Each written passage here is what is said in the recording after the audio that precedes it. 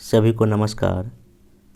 इस छोटे से वीडियो में आप सभी का स्वागत है। इसमें मैं मेनली बात करने जा रहा हूँ 67 बीपीएससी मेंस का कुछ गैस क्वेश्चन एंड टॉपिक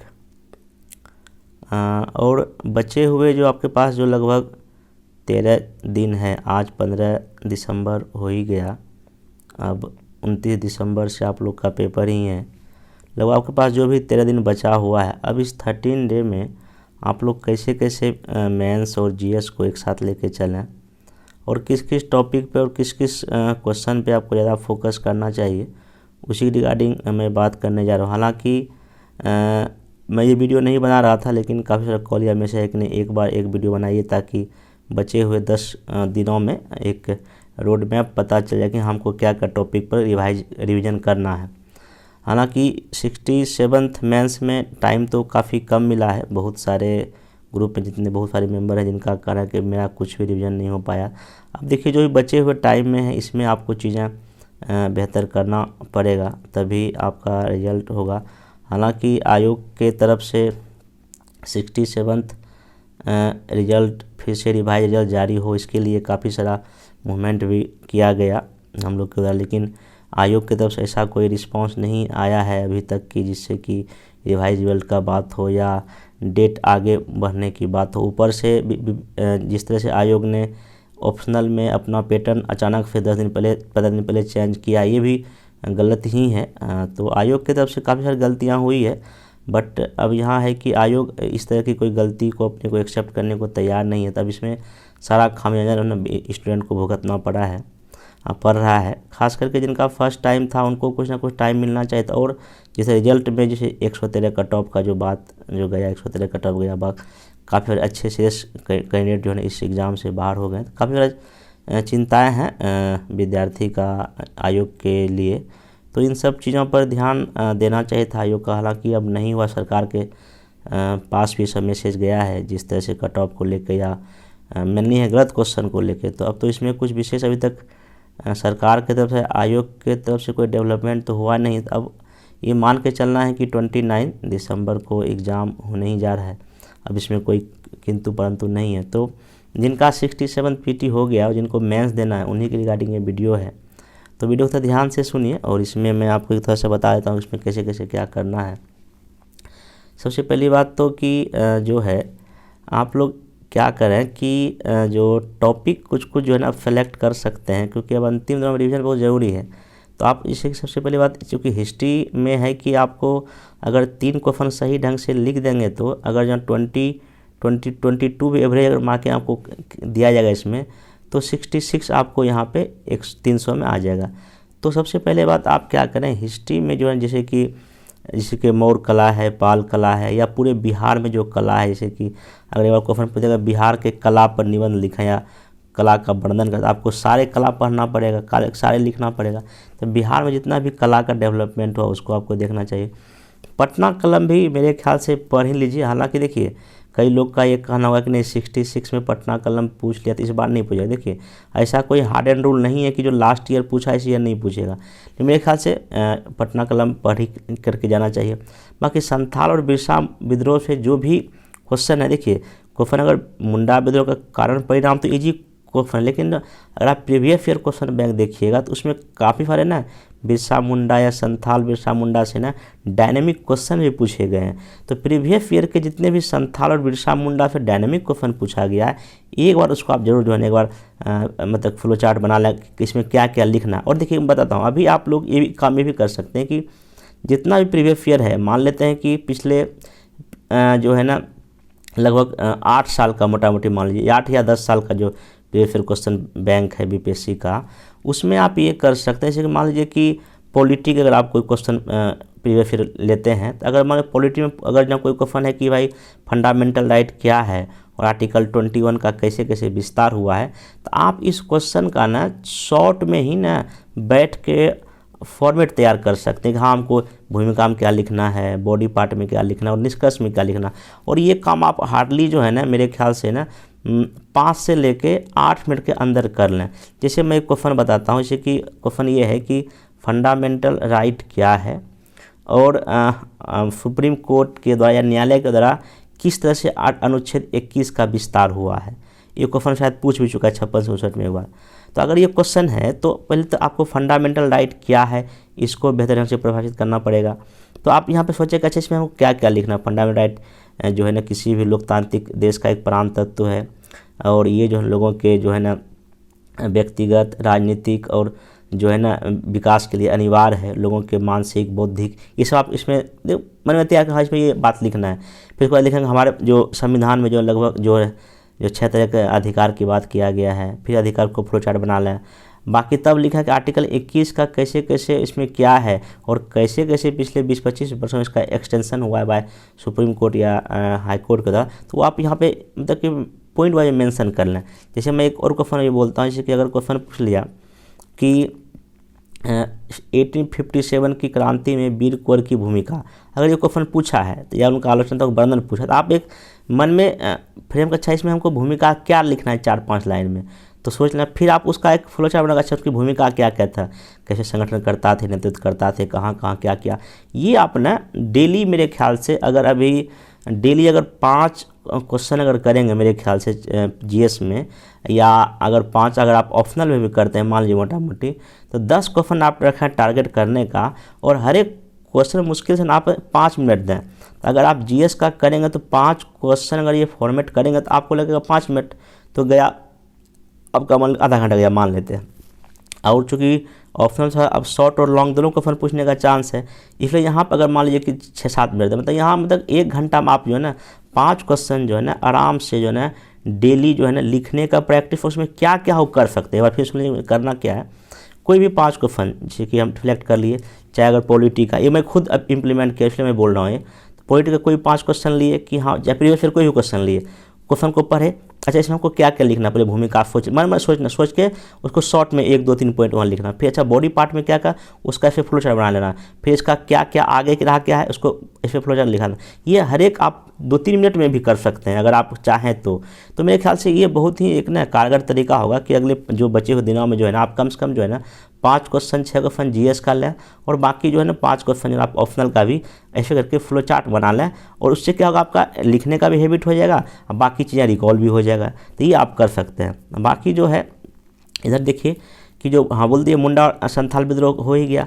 बाकी 1857 क्रांति का हर एक डायमेंशन स्वरूप कैसा है, वीर कुंवर की भूमिका क्या है, परिणाम क्या है, उसका क्या कारण था, खास करके जो उनका जो 1857 क्रांति का स्वरूप था जो है ना, इस बार स्वरूप आने का ज़्यादा चांसेस को अच्छे से कीजिएगा, डायनेमिक क्वेश्चन है।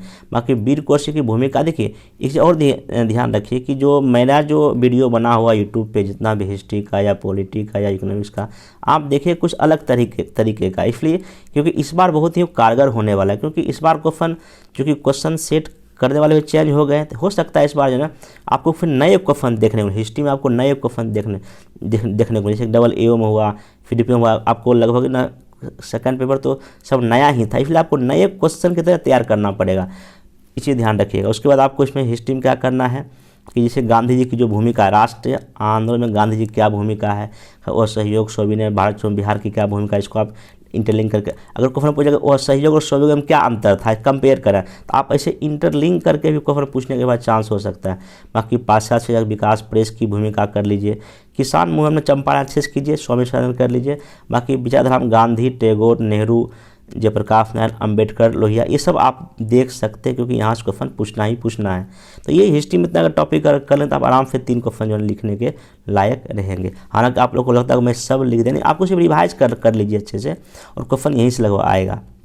बाकी इंडियन पॉलिटी देखिए, ये बहुत डायनेमिक सेक्शन हो जाता है इंडियन पॉलिटी। तो अब इसमें देखिए मैं लगभग टॉपिक तो फाइल लिखा, लेकिन आपको कहाँ कहाँ मेनली फोकस करना है, जैसे कि संविधान या जो संविधान बाद है इसमें क्या होता है, क्या इसका तुलना है। बाकी प्रस्तावना के हर एक एलिमेंट को काफ़ी अच्छे से पढ़िए, धर्मनिरपेक्षता क्या है, स्वतंत्रता क्या है, समानता क्या है, न्याय क्या है, उसके हर एक एलिमेंट को अच्छे से, और उसका कहाँ कहाँ हमारे देश के संविधान में कहाँ कहाँ प्रावधान दिया गया है, और आज़ादी के बाद हमारे देश की सरकार उस पे क्या की। मान लीजिए अगर जब पूछा है कि धर्मनिरपेक्षता, तो आज़ादी के बाद इस पे क्या सुप्रीम कोर्ट का निर्णय रहा है, और हमारे देश की सरकार इसको मजबूत करने के लिए क्या क्या काम किया। मान लीजिए अगर समानता है तो समानता के प्रावधान कहाँ कहाँ है संविधान में, और हमारे देश की सरकार इस समानता को लागू करने के लिए देश में कौन कौन से प्रयास किए। ऐसे करके आपको चीज़ों को करने की आवश्यकता है। बाकी फंडामेंटल राइट में क्या होता है, आर्टिकल 19, 21 अच्छे से कीजिए। बाकी लेटेस्ट जो डेवलपमेंट उसको देख लीजिए। बाकी डीपीएसपी और फंडामेंटल राइट को जोड़ के पूछने का चांस है, या डीपीएसपी का कैसे इम्प्लीमेंटेशन पूरे देश या राज्य में हुआ है बिहार में। बाकी इस बार राष्ट्रपति चुनाव क्यों यूनिक है, क्यों अद्वितीय, ये कर लीजिए। बाकी राज्यपाल की शक्ति क्या है बिहार में, उसकी क्या भूमिका है, तो बहुत फेवरेट क्वेश्चन है बीपीएससी का। बाकी मुख्यमंत्री की जो नीतीश कुमार, उनकी क्या उपलब्धियां रही पिछले 15-20 सालों में, ये पूछ सकता है। फिर नरेंद्र मोदी जी का भी उपलब्धि पूछा जा सकता है, और प्रधानमंत्री क्या शक्तियाँ होता है वो पूछ सकता है, और मोदी जी की जो क्या उपलब्धि उसको आप अच्छे से देख लीजिए। बाकी केंद्र राज्य संबंध तो काफ़ी डायनेमिक क्वेश्चन पूछ सकता है, चाहे अभी खास किसी सहकारी संघवाद का जो कॉन्सेप्ट है, या प्रतिस्पर्धा का जो संघवाद का कॉन्सेप्ट है, नीति आयोग है, या वित्त आयोग से जोड़ के आपको पूछा जा सकता है, या जो केंद्र राज्य परिषद जीएसटी को लेकर आप इसमें कुछ भी पूछ सकता है, इसको देखिए। बाकी नीति आयोग की क्या भूमिका रही है, वित्त आयोग में बता ही दिया। चुनावी व्यवस्था में आप क्या, चुनावी व्यवस्था में क्या कमियां हैं, क्या सुधार के प्रयास हुए, या राजनीतिक अपराधीकरण क्या है, गठबंधन की खाके गठबंधन सरकार यूपी और एनडीए की क्या उपलब्धियां पिछले मतलब कि 8 वर्षों में रहा है, उसको देख लीजिए। क्षेत्रीय दल की भूमिका, बढ़ती भूमिका, खासकर जैसे अभी देखिए आम आदमी पार्टी देखिए नेशनल पार्टी बन गई है, ये सब चीज़ें यहाँ से क्वेश्चन पूछा जा सकता है। फिर जो है ना, स्थानीय सरकार में बिहार में क्या उपलब्धियाँ रही है, महिला सशक्तिकरण कैसे रहा, इसमें क्या कमियां हैं, और मतदान व्यवहार, आपको मतदान व्यवहार में लेटेस्ट जो जितना भी चुनाव हुआ है देश में विधानसभा, उसका एग्जाम्पल देना पड़ेगा। लोकतंत्र में उभरती क्या क्या नई आपकी प्रवृत्तियाँ देखने को पिछले आपको 20 वर्षों में मिला, ये पूछ सकता है। और 75 वर्ष में हमारा देश का लोकतंत्र कितना सफल रहा है, ये क्वेश्चन बन सकता है। संसद न्यायपालिका में जो विवाद है, कोलिजम विवाद है, और भी जो इशू है इसको देख लीजिए। बाकी बेसिक स्ट्रक्चर एक बार देख लीजिए, नेक्स्ट समीक्षा और आपका नेक्स्ट सेक्रेटरी, ये सब जो कुछ बर्निंग इशू, बर्निंग टॉपिक है, जहाँ से आपका पॉलिटिकल क्वेश्चन बनेगा। और एक कोशिश कीजिएगा लिंकेज करने का। अगर आप फंडामेंटल राइट पढ़ते हैं तो आप उसका फंडामेंटल ड्यूटी से लिंकेज कीजिए। फंडामेंटल डीपीएसपी में क्या संबंध है, या अगर लोकसभा पढ़ रहे हैं बस राज्यसभा में क्या संबंध है, पार्लियामेंट कैसे संप्रभु नहीं है, तो ये सब चीज़ आपको ना इसमें कंपेयर करके चीज़ों को करना पड़ेगा, तो आपका हो जाएगा।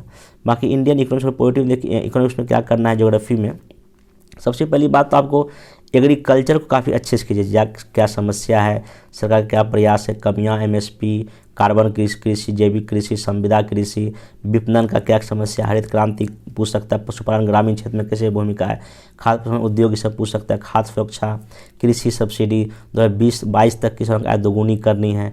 फिर बिहार में उद्योग में क्या संभावना, क्या नई नीति आया है, जो आपका सरकारी कंपनी में जो विनिवेश का कॉन्सेप्ट है, फिर एमएसएमई है, हथकरघा है, और हस्त उद्योग का क्या बिहार संभावना है, गरीबी क्या है, इसके क्या मापन होता है, क्या सरकार के प्रयास हैं, बेरोजगारी में, फिर कैसे हमारे देश में जीडीपी तो बढ़ रहा है लेकिन जॉब नहीं मिले, जॉब लेस ग्रोथ उसको बोलते हैं, जनसंख्या की क्या समस्याएं हैं, जनसंख्या लाभांश, पंचवर्षीय योजना क्या उपलब्धियाँ रही है, 1991 के बाद जब से हमने उदारीकरण को अपनाया, क्या हमारा कितना सक्सेसफुल हम हुए, मतलब उपलब्धि की, उसकी उपलब्धि क्या है, इसके क्या कमियां हैं, सामाजिक विकास पूछ सकता है। भूगोल में आप कोई प्राकृतिक बिहार का और इंडिया का देख लीजिए, उसका क्या महत्व, हिमालय का क्या महत्व है, या प्राकृतिक पठार का क्या महत्व है, मानसून का क्रियाविधि देख लीजिए, मिट्टी के प्रकार पूछ सकता है। नदी जल परियोजना बहुत ही बर्निंग इशू है अभी पिछले 2-3 वर्षों, ये पूछ सकता है। बाढ़ सूखा तो पूछता है। बाकी जो मिनरल्स है, उद्योग है, पर्यावरण है, आपदा प्रबंधन और बहुत नदी घाटी परियोजना को आप इसको क्वेश्चन पूछ सकता है। फिर देन जो है साइंस टेम देखिए, इसमें मेनली पूछता है इसका क्या इम्प्लीमेंटेशन है, क्या इसका उपयोग है, लेकिन फिर भी इसरो में उसकी क्या उपलब्धि रही है, क्या उसका फ्यूचर का योजनाएं हैं, मंगलयान गगनयान से जोड़ के पूछ सकता है।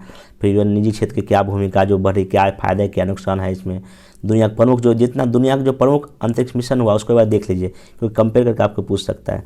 डीआरडीओ और आत्म भारत क्या है, राफेल S-400 क्या है, इसे पूछ सकता है। बाकी बायोटेक, न्यू टेक्नोलॉजी क्या है, इन्फॉर्मेशन टेक्नोलॉजी में सॉफ्टवेयर क्या होता है, 4G 5G सब कॉन्सेप्ट पूछा जा चुका और पूछ भी सकता है। बाकी IT का क्या यूज है, या ई गवर्नेंस क्या होता है, डिजिटल इंडिया कार्यक्रम क्या है, भारत नेट कार्यक्रम क्या है, इसे पूछ सकता है। नवीकरणीय और उससे क्या हमारे देश में उसकी संभावना है, सौर ऊर्जा का, पवन ऊर्जा का पूछ चुका है फिलिपियो FADW के एग्जाम में। एटॉमिक एनर्जी क्या होता है, इसका क्या यूज है, क्या इसका निगेटिव प्रभाव, क्या पॉजिटिव प्रभाव है, ई वेस्ट या कचरा जितना भी उसको पढ़ लीजिए, प्रदूषण की क्या समस्या है, उसको कैसे निपटा जाए, उसमें साइंस टेक की क्या भूमिका है। बाकी साइंस टेक की क्या भूमिका है कृषि में, उद्योग में, शिक्षा में, ग्रामीण विकास में, मेक इन इंडिया में, गंगा की सफाई में, आत्मनिर्भर भारत में, बाढ़ सूखा में, 2045 तक भारत को विकसित राष्ट्र बनने में क्या साइंस टेक क्या रोल प्ले कर सकता है, खाद्य सुरक्षा में, ये सब जो क्वेश्चन यहाँ जो है आपको करना पड़ेगा। देन जो है आपको जो है करंट अफेयर्स में क्या क्या कर सकते हैं। इसमें करंट अफेयर्स में देखिए सबसे पहले पड़ोसी देश तो अच्छे से कीजिए, खासकर श्रीलंका का संकट हो गया, आप म्यांमार का संकट हो गया, पाकिस्तान का भी देख सकते हैं, नेपाल का कुछ देख लीजिए, फिर ईस्ट एक जो पॉलिसी इंडिया का है वो देख लीजिए, फिर रूस यूक्रेन विवाद अच्छे से तो कई बार क्वेश्चन पूछ भी चुका है, भारत अमेरिका और रूस के संदर्भ में, मतलब भारत अमेरिका संबंध जो है ना रूस के संदर्भ में, और अमेरिका और भारत संबंध चाइना के रेफरेंस में कर लीजिए मिला के, क्योंकि जोड़ के पूछने का चांस है इस बार। G20 और G7 में पूछ सकता है, या G20 का क्या इंपॉर्टेंस है इंडिया के लिए पूछ सकता है। बाकी G20 की मीटिंग हो रहा है, इसमें क्या इंडिया को फायदा क्या नुकसान है।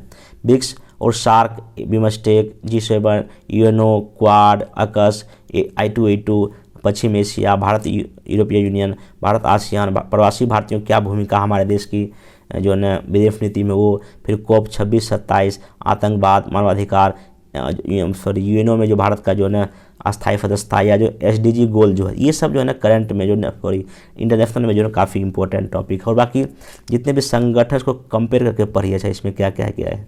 बाकी अगर नेशनल लेवल देखें तो महंगाई की क्या समस्या, क्यों महंगाई है, बैंकिंग समस्या हमारे देश में क्या है, नई शिक्षा नीति कितना इम्प्लीमेंट हुआ कितना नहीं हुआ, बाकी क्या है ये नीति, बाकी 1 कार्ड जो है उसको देख लीजिए। बाकी राजनीति में हिजाब, UCC, CBI का जो रेड है, ED जो है, संघीय ढांचा कैसे गड़बड़ हुआ है, नीति आयोग का जो भूमिका, वित्त आयोग की क्या सिफारिश पदन में सिफारिश, स्वच्छ भारत अभियान क्या है, PM गति शक्ति योजना क्या है, आत्मनिर्भर भारत क्या है, कोविड-19 के बाद कैसे कैसे हमारे देश में आर्थिक समाज राजनीतिक प्रदेश बदला है, कर्मयोगी मिशन क्या, और भी कई सारे जो कार्यक्रम सरकार के हैं, चाहे भारत सरकार के और बिहार सरकार, आपको वो चीज़ें देखना पड़ेगा। इसी में अगर बिहार स्पेशल में खास अगर जाइएगा ना तो ज्योग्राफी और इकोनॉमिक्स के क्वेश्चन बिहार का देख लीजिए, ज्योग्राफी हो या बिहार में जो इकोनॉमिक्स का जो कृषि का कंडीशन है, उद्योग का है, और भी जो चीज़ें हैं आप बिहार के इस स्पेशल पर जो है इसको अलग अलग से जो है देख सकते हैं। और मेरा सलाह होगा कि बिहार का जो इकोनॉमिक सर्वे है लेटेस्ट जो 21-22 का है,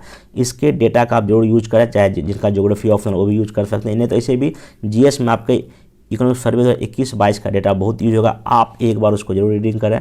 तो नहीं होगा उसको वीडियो नीचे बना हुआ है टेलीग्राम पे, यूट्यूब पे, आप वीडियो भी वहाँ से देख सकते हैं।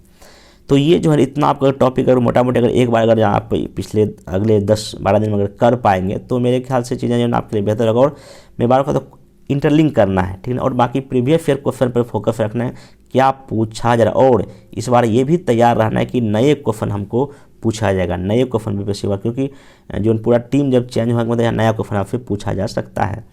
तो आप इतना जो करें अच्छे से। बाकी मेरा यूट्यूब पे काफ़ी सारा वीडियो बना हुआ है, और बाकी कुछ वीडियो इस पर टाइम की कमी होती है तो यूट्यूब पे वीडियो जो है मैं कुछ और जो है कैप्सूल फ्रीज में कुछ वीडियो बचा हुआ, बाकी और भी साइंस टेक में कुछ चीज़ें बचा हुआ तो उसको मैं करा दूंगा। हाँ, लेकिन इतना है आपको कि इतना एक करें। और बाकी जो है ना लिखने का, हाँ एक और है, एक चीज़ मैं बोलना भूल गया कि आप लोग देखिए 2 चीज़ आप लोग को दे रहा हूँ कि जितना टॉपिक अभी है तो आप क्या करें, टाइम को जो है दिन भर के टाइम को ना आप 10 से 12 घंटा बांटिए। हमको देखिए जिनको मैं 10 से 12 घंटा पढ़ना ही पड़ेगा और कोई चारा नहीं है आपके पास, 10-12 घंटा आपको पढ़ना ही 12 घंटा आपको पढ़ना ही पड़ेगा पूरा सिलेबस कवर करने, क्योंकि बहुत लोग अभी सिलेबस ही कवर नहीं हुआ है। तो यहाँ पे 10-12 घंटे में क्या करें, मोटा मोटी आप टाइम को पढ़ने को 3-4 स्लॉट में बांट लें। आप क्या करें कि 3 घंटा GS पढ़ें, ऐसा मोटा मोटी मान लीजिए 3 घंटा आपको ऑप्शनल पढ़ना पड़ेगा क्योंकि नया पैटर्न आ गया उसमें, तो 6 घंटा आपका चला गया।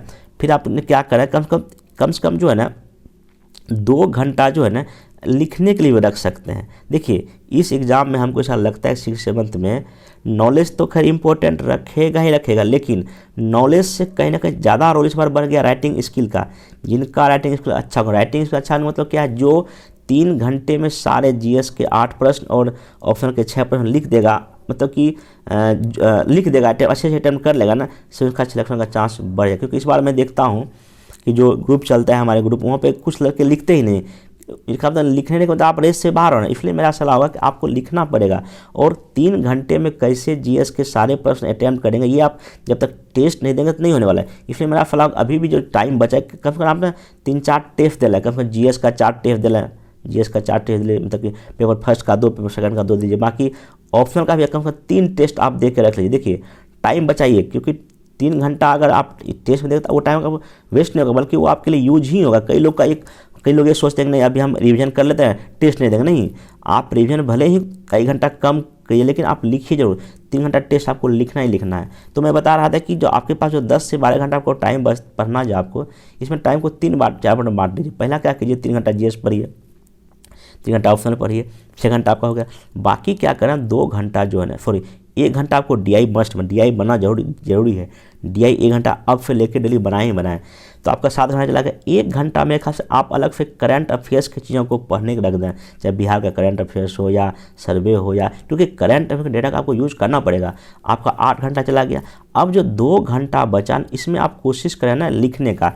इसमें क्या 2 घंटा में क्या करें कि मैं आपको बोला कि जैसे कि जितने भी क्वेश्चन पीछे पूछा जा चुका उसको आप लीजिए और एक रफ पेज लीजिए, उसमें देखिए क्वेश्चन क्या पूछा है, और उसको ना सोचिएगा अच्छा इसमें भूमिका, इसमें हमको क्या लिखना है, तो वहीं पे शॉर्ट में ना भूमिका लिखना है, फिर बॉडी पार्ट क्या लिखें, और जो आप निष्कर्ष क्या लिखें। ऐसा करके ना आपने लगभग 5-6 क्वेश्चन डेली कीजिए, और ये लगभग हर एक क्वेश्चन लगभग इसमें 5-6 मिनट में ये एक सिनॉप्सिस तैयार कर, अच्छा हमको ये लिखना है, ये जीएस में कर ले। बाकी यही काम कीजिए, 3-4 क्वेश्चन ले लीजिए आप ऑप्शनल का, ऐसे शॉर्ट में बना के मतलब 1 घंटा दीजिए आपको ऐसे करने। बाकी 1 घंटा ना लिखिए, फुल लिखिए कि हाँ हमको 20 मिनट में एक बार जीएस का लिखना है, बाकी आधे घंटा हमको एक जो है ना ऑप्शनल का लिखना है। ऐसे करके आप डेली लिखने का प्रैक्टिस करो, और 1 घंटा रात में जो है 1-2 घंटा है ना, जितना आपने दिन भर में पढ़ा उसको करें रिवीजन। क्यों, देखिए डेली आपको साथ साथ रिवाइज भी कीजिए, दिन भर आप जो पढ़े हैं उसको, क्योंकि रिवीजन करना बहुत जरूरी है, टाइम बहुत ही कम है। तो ऐसे करके चीज़ों को करें।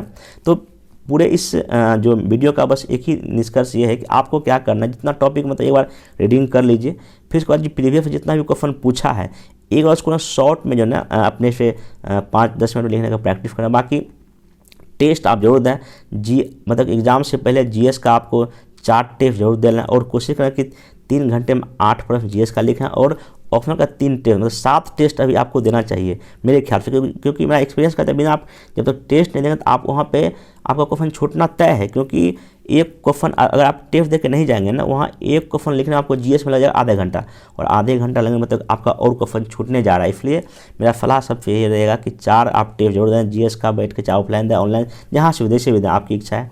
बाकी ऑप्शनल का 3 टेस्ट आप जरूर दे लीजिए, और बाकी टेस्ट में देखिए कि हम क्या नॉलेज की कमी है, कि हमसे टाइम मैनेजमेंट नहीं हो पा रहा है, या हमसे क्वेश्चन लॉन्ग हो जाए, इस सब चीज़ों को देखिए। क्योंकि देखिए नॉलेज, देखिए मैं फिर बोल रहा हूँ नॉलेज ठीक है इंपॉर्टेंट है, लेकिन इस बार नॉलेज से ज़्यादा जो है ना आपका राइटिंग स्किल पे डिपेंड है। क्योंकि जो सब क्वेश्चन लिख देगा, अटेम्प्ट कर देगा, आपकी चीज़ें बेहतर हो जाएगा।